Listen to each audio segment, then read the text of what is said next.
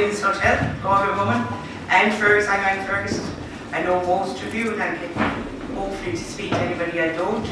And you're very welcome to our annual delegate conference. And most especially, Minister Regina Doherty is here with us, and we, along with welcome her, thank her for her very valuable time, and many of her workers are here with her as well. And she came early and had a chance to meet some of you, and it's very good to have her. And it's going to be a very busy day for us, because as you know, today sets out our stall on the work of the organisation in the year ahead. And you know, we have motions, we have roundtables, discussions, and that's what really sets out our policy for the year and the challenges we have ahead. And I'd encourage all of you to have an input and to say your piece. There's no right or wrong here. We've asked you here, we want you here, and we want to hear what you have to say. And that's by far the most important thing. It's early in the morning, I'm going to do it now. This organisation wouldn't exist, it wouldn't be working, it wouldn't be as worthwhile, it wouldn't do anything without staff. We have a huge staff team down there, we have people on CE, we have people on job initiative, we have people, core staff members, we have a higher senior team, we have policy workers, but we have people who work and keep our building. Every one of them is a valued member, and now as chairperson I want to say thank you for your work, thank you for your welcome and your kindness in Araby House all of the time, and thank you for all the help. And we're very, very proud of you, and I as chairperson am very proud of you. I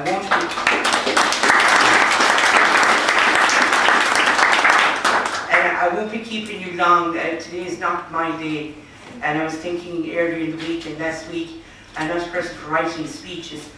I know this topic very well, and I know it well enough that I know I need to listen to what others have to say. I was trying to think, you know, I suppose as chairperson, as anybody speaking in public, you'd like to be saying something different, and you'd like to be saying something engaging. But sometimes you have to repeat, and repetition is not always bad, because the INOU and representing unemployed people are about facts. And I suppose the most positive fact I have to say is, for the first time in an awful long time, the unemployment figure is below 6%. But still, that 6% reflects is 5.9, 5.8, I think at the moment, is it? And it still reflects an awful lot of individuals, an awful lot of families. There's still an awful lot of people, and I know I've said this at our special conference in October, November. Now is our chance as a society, not just as an organisation, as a society, as a government, to do something to help those who are more distant from the labour market. I've probably said that before, I'm saying again, and I make no apologies for it. Now is a good chance. All of the people, and the people who work with unemployed people, they low picking fruit, as we're called, are moved back into work, thankfully. So now it's time to engage with people who might have other challenges, who may be more distant, who may be longer term unemployed, who may need supports to move into, that may not always be a job, it may be education, it may be further training, it may be to deal with issues which has distanced them from the labour market. That's my first point. Now as a society, as people, now is our chance. I hate, we don't have full employment, we still have over 140,000 people on the live register. That's the first thing. The second thing is, chairperson, I'm saying it again, while people are unemployed, they need to be able to maintain a standard of living. You cannot do that unless you have money. We need to make sure the welfare payment reflects what is a standard of payment to keep people and families out of poverty. So we need that to be, we are constantly hearing to the economy is flying. If it is, pay to people who have nothing. Third thing, it's very small, it's a real go of mine. It's the most beautiful morning, not as nice as yesterday. Put the Christmas bonus back to 100%. It's very simple. It's won't cost a fortune. Do it. Now is the time of the year to be thinking about it. There's one final thing I have to say then, and I haven't spoken about that in a long time. And I want to be very clear now, and I want people to listen to me very clearly about this one. We saw something happening at the weekend. The substance of the referendum, nothing to do with us or nothing to do with me. The outcome of it, nothing to do with me. I'm not reflecting on it one way or another. But what was most important to notice, the dynamic that changed when more people voted. Even the polls couldn't predict the outcome of what it was going to be like. The most thing to change in a referendum with nearly 70% of people voting. I am fully sure that the 30% who don't vote in general elections or local elections, or that are not doctors, solicitors, or people like myself who have a 9-to-5 job. They're not people who go into work every morning. They're not even the people who have their mortgages and are able to keep them paid. They're the same people we're talking about who are completely disenfranchised, who are completely think that what they have to say and their input is not worthwhile. They believe because they have no money, no job, maybe they have other issues, they're not part of society. Now, a year out, we won't be asking the minister, or a few months out, or whatever, from local elections and from general elections. Now is the time to try and engage with people and get them to use their vote, to make sure that that 140,000 people are thought of, to speak to their politicians, to their local representatives, and to feel and realise that they have a place in society. And that is the most way you can do it. And as I say, the weekend was absolute reflection of democracy and how it can work and how people can have their say. And those are my reflections this morning, my thoughts. I know we'll have a great day. I know you'll have an input, and I'm looking forward to hearing from you. And we have motions to discuss and all of that. Thank you for coming. Thank you for giving me your time. I know you're all very busy. And with that, I'd like to welcome and thank Minister Regina Doherty to address us. Thank you very much.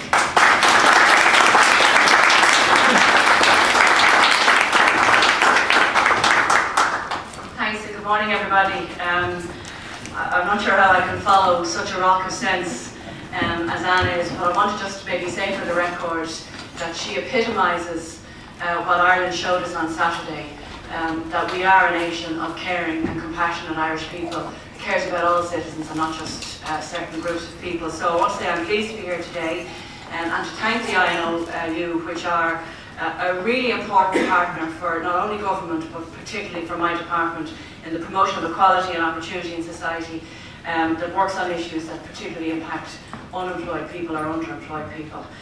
We've had a long and very constructive and cooperative relationship with the department and the INOU, and I know that, and that's not just me saying it, because you guys say it back. And actually I think that the relationship and the work that we do together that we cooperate on is extremely valuable and it's extremely important. I want to also say that the INOU are a member of the Labour Market Council, which is specifically tasked with the government's Pathways to Work programme, which we see is working. So I want to just publicly thank you for that. Anne mentioned that the recovery is evident in the live register figures, and yes, they did last month go below 6%, and that is absolutely deadly. And we all know, and we can see in society, that normal people are now finally feeling small bits of the recovery over and above hearing people like me a couple of years ago saying that the recovery was evident. I think people are now starting to feel it. Last month alone, the employment numbers fell by 4,100, and it's 16,700 since this year. And I know when we sat down last year to do our budget figures, and actually I thought we were ambitious with targeting a specific number to drop off the unemployment register this year. I'm now, I suppose, buoyed up by the fact that that target, even though it was ambitious, is probably going to be realised. And I look forward to the numbers continuing to drop and continuing to drop, because it's the first time that we're below 6%. But Anne is genuinely pointing to the reality that we now have 220,000 plus people on the live register, and we know 100,000 of those people are transient, and they come on and they come off, and they're just in between jobs for a small amount of time. But we absolutely know that there are a very, very, very large number of people who are on the live register and remain so for reasons that potentially that we are not addressing. And I think forums like this are exceptionally important so that I can hear from your real life experiences as to what I need to do. And we've spoken about some old initiatives this morning that may need to be reignited, but what we need to do to recognise the barriers to work that those real Irish citizens that need our support and services actually need and require. And Anna's right, it's now I need to hear that, because during the summer months, and specifically in September, that I'll be sitting down with Pascal Donoghue looking for my share of whatever we're calling that big pot of money that we have next year to spend. And I want to make sure that it's those 120, 140,000 people that have real separation from their own lives to the workplace and work society, even if it's only in a small way. I want to be able to address those issues in the coming budgets. The priorities that were set out in our programme for government is the development of work activation, is the development of training, whether it's short-term training courses, long-term educational degrees, diplomas, masters. We want to be in a position to be able to offer a complete plethora, for want of a better word, of lifelong supports for people in the workplace. You may have heard that we launched our pensions reform plan yesterday, which most people under the age of 55 or 60 don't even think about, because you kind of think it's years and years away. But we want to support in our department everybody from when they're 16, when they first can start working, right up to 66 when they can end working. And we all know that the work-life balance is incredibly important, but we also know that the traditionality of somebody getting a job like my dad did when he was 15 in the ESB and not retired till he was 65 is nearly long gone. And people will have different careers, maybe multiple careers over the course of their lifetime. It's up to our department, the Department of Education, to make sure that we provide the supports and services, that we have lifelong learning, retraining whenever people need it. But we couldn't do it without the direct impact of the work on the ground that not only the INOU do, but every single organisation that you here represent today. And I want to genuinely and publicly thank you for the work that you're doing. I want to acknowledge the feedback that I'm going to get back from today of what is required in the coming months and years. And I don't know how long it's going to take us to get that 140,000 number down, but I'm absolutely adamant that working together that we're going to do it. So one of my favourite sayings, and this is true of all politicians, is that we're all cocky as hell and we think we're deadly, but there's no monopoly on wisdom, and without the real life experience and the reality of what's going on the ground fed back to the people like me and the people in my department who actually make the decisions to bring new initiatives to the table to help you do your job better in supporting the people in your communities, I need to hear what you're going to discuss today. So I want to wish you well. I want to again thank Anne and John for their continuous support for people who are in less well-off situations than a lot of other people are, because without the support of you and the organisations like the INOU and other people who do great work in this area, those people would be left floundering, and that's not good enough on any of our watch. So I want to thank you for inviting me here today and to have a continued strong and cooperative relationship with all of you, and particularly in the coming weeks and months as we prepare for next year's budget. Thanks a million.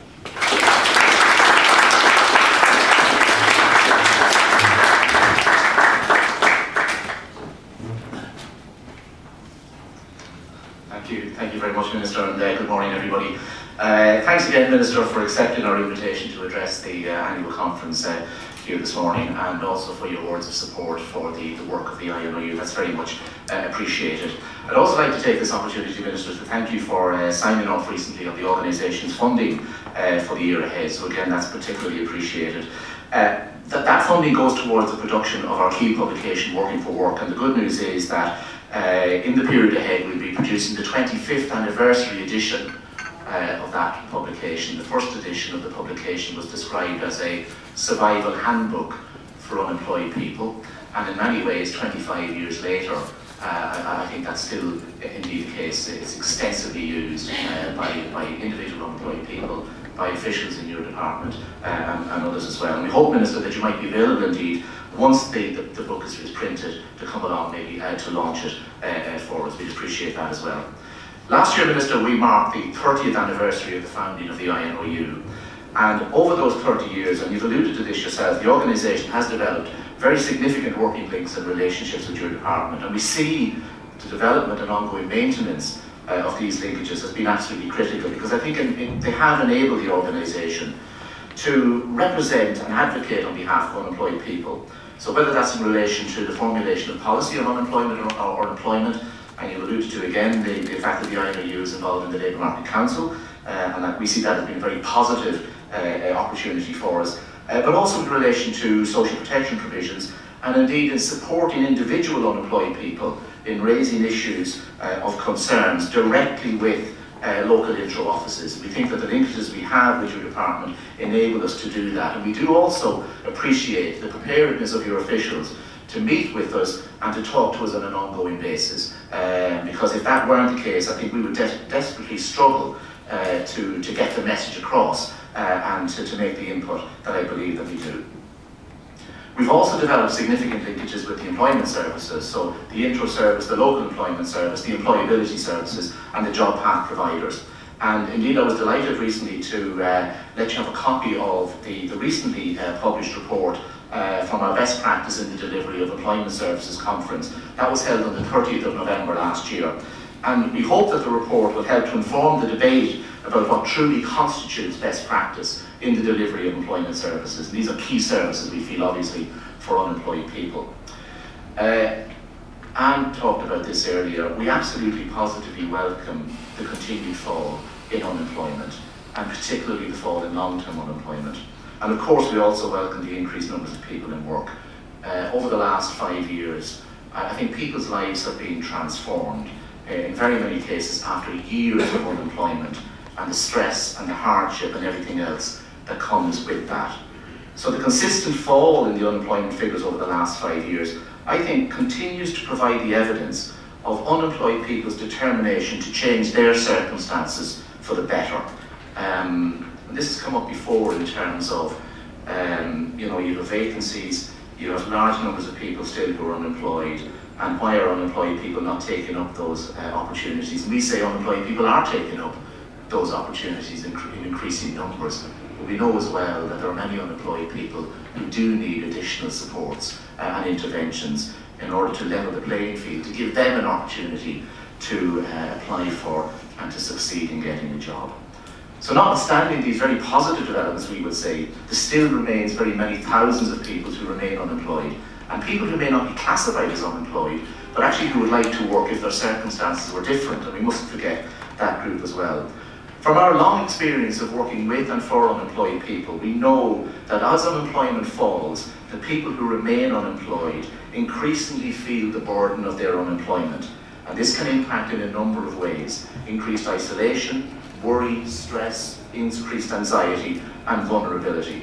And we are a bit concerned, Minister, that as we move back to what hopefully will be and sustained historically low levels of unemployment, that fall in unemployment should not result in services and supports being withdrawn from unemployed people. Indeed, we would strongly argue, Minister, that the ongoing fall in unemployment presents a very real opportunity now to provide the resources to seriously address long-term unemployment.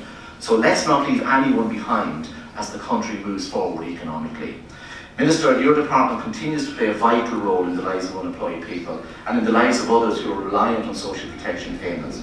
The journey from welfare to work can be draining and confidence sapping, and we know that from the work that we do. And many people here today will have experienced and are experiencing unemployment, so they'll know exactly what I mean when I say that. And we strongly believe that your department has and will continue to have a critical role in supporting unemployed people to successfully make that transition back to work. Your department's role, of course, as well in providing financial support to unemployed people and other people who are reliant on social protection payments is critical in helping to combat poverty and social and economic exclusion. So we do genuinely, Minister, wish you well in your forthcoming budget negotiations with the Minister for Finance. We look forward to meeting with you and your officials at the pre-budget forum on the 20th of July, and you might expect at that event we'll be making the case for enhanced social protection payments and services and supports for unemployed people. So, Minister, look, thanks again for attending today. We very much appreciate you being here, and we do look forward to seeing you in the period ahead. I know as well, Minister, that you might be able to stay for a short while, but that you have a pressing engagement out in Blanchardstown, so we'll understand, of course, as well, that you have to leave. So thanks again, Minister. Your input and your words of support for the INOU have been very much welcome. Thank you.